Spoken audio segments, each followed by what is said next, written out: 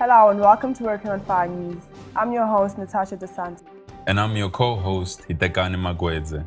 In the news this week, from the Western Cape, Working on Fire's quick and strategic response to the outbreak of wildfires helped save what could have been a national disaster. The first candidate to be funded by the WOF Enterprise and Development Platform shows off his success. Working on Fire reacts to the recent brutal rape and murder of 17-year-old Anene Boysen in Bredasdorp. In Gauteng, firefighters tend to one of the country and the world's most valued heritage sites, the cradle of humankind. In what was a dramatic week of continuous wildfires throughout the Western Cape, over 800 Working on Fire firefighters spent hours and hours fighting hard on the fire line. In the wake of the devastating fires in West Coast, Cape Winelands, Eden District, Overberg, and Cape Peninsula, 15 teams from Eastern Cape, Gauteng, Free State, Limpopo, Mpumalanga, and KwaZulu-Natal were called in to assist the 23 Western Cape teams with the break. Although the weather forecast and heat waves were not working to the team's advantage, the numbers in firefighters provided for greater strength and rest breaks. Local authorities and institutions such as Cape Nature and Table Mountain National Parks, under the leadership of the Provincial Disaster Management Centre's coordinated response, made it much easier for Working on Fire to easily mobilize and dispatch both our ground and aerial resources. In total, Working on Fire pilots spent 485 hours flying, fighting up to 17 fires between the 27th of January and the 1st of February. The helicopters did 3,700 water drops and the fixed-wing aircrafts did 275 drops. In an inspirational story, KwaZulu-Natal firefighter turned entrepreneur Sandile Mthembu is already well on his way to reaching his dreams. Sandile is the first fruit of the newly introduced WOF Enterprise Development and Funding Platform. His application and business plan were the first selected to be funded both financially and otherwise by the program after they pleased the WEDFP committee. In addition to the financial boost he received, Sandile has the support of Dr. Viju Bahadu from the Institute of Success. Use your own shoulder height. Lock your body. Eyes, front. Move. To the left in threes. Left, turn, out, out. Move to the right. Threes, out.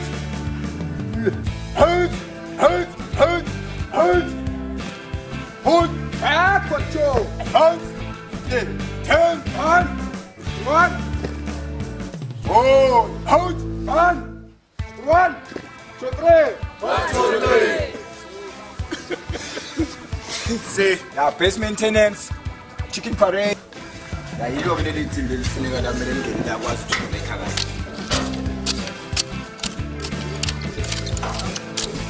loot in the I am like deep. Like, yeah. I want to go in the Jalo. All right.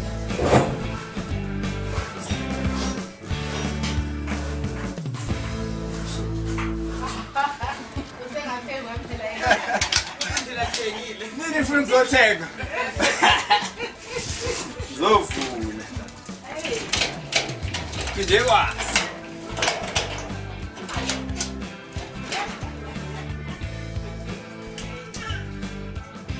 Kamali Taxation Firm, Sandile Taxation. Ngihlala eFried, ngisebenzela eFried, ngisebenza ka Working on Fire, KZN.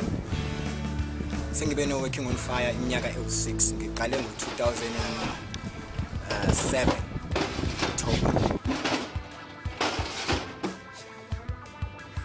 Ngizizwa ngijabule kakhulu ngoba akaze ngicabanga ukuthi ngalesi sikhathi ngizobe nginebusiness lami. So njengamanje ngijabule nje ngayo yonke into. So ngiyambonga kakhulu Working on Fire into angenzele yona together with Dr. Bahadu. So nje ngijabule kakhulu.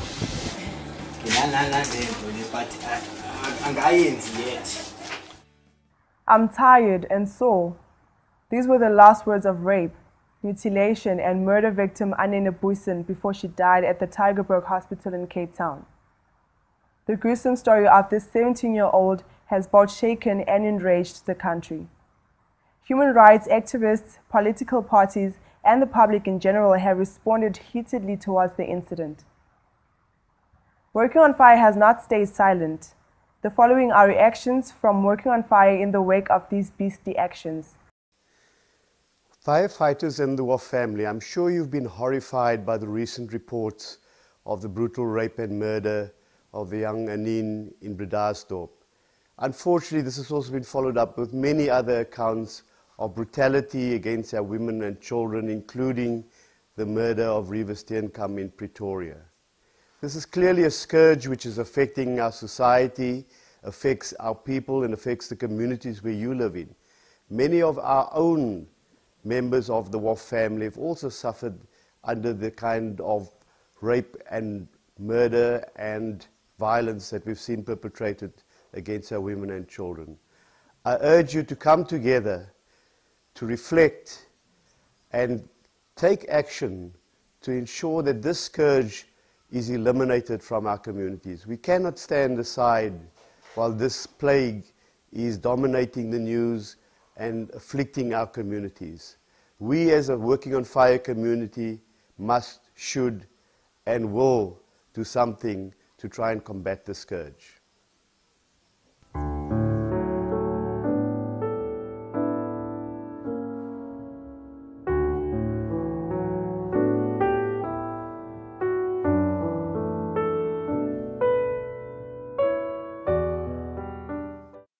In an effort to conserve fossil sites in the cradle of humankind in Gauteng, the Cradle Base has embarked on numerous activities set to maintain these historic sites. The Cradle of Humankind is declared a World Heritage Site and has produced a large number of some of the oldest hominid fossils ever found, some dating back as far as 3.5 million years ago.